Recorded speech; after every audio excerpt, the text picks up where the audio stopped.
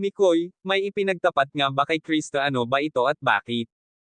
Bago ang lahat magandang araw mga kalingap, linggit sa ating kaalaman ang Mike Chris ay isa sa mga sikat na vlog na hinahangaan ng sambayanan mapa-ibang bansa man ay marami na ang nakasubaybay rito, kahit na ang may pinagdaraanan sa buhay ay nakatutok sa mga naging update ng Mike Chris. Naging libangan na rin ng mga tao ang panunood sa kanilang paboritong vlog, kaya't samat-sari ang mga emosyon ang nararamdaman nila matapos na panood ang vlog.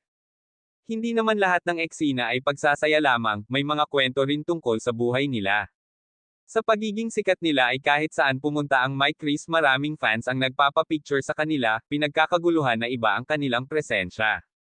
Sa magulang ni Kriste kilala na si Mikoy, personal na nagpakilala ito at humingi ng permiso para kay Kriste ano ang talagang motibo nito. Sa ipinakita ni Mikoy ay paggalang at pagrespeto sa magulang ni Krista para hingi ng kasiguraduhan na nasa tamang tao si Krista. Kaya may mga tao ring nag-iisip na sana ay magkatuloyan sila, dahil kung sa mga galawan nila ay mapaghahalataan talaga ang Mike Chris, lalo na't may chemistry sila. Kasama na ang pag-amin ni Mikoy kay Krista, pribadong usapan nila iyon kaya walang makapagsasabi kung tungkol saan o ano ang kanilang pinag-uusapan.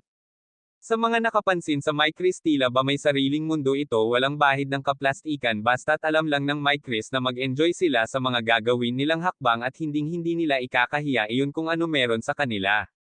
Kahit na may mga kapintasan man sa sarili isiniwalang bahala na lamang iyon, kagaya na lamang ni Kristen na kilala siya bilang magbababoy, kahit papano, marangal na hanap buhay ang kanyang kinalakihan, nabuhay sa marangal na paraan at nagbunga ng magandang kalagayan ngayon, hindi hadlang kung ano man ang naging estado ng buhay niya noon.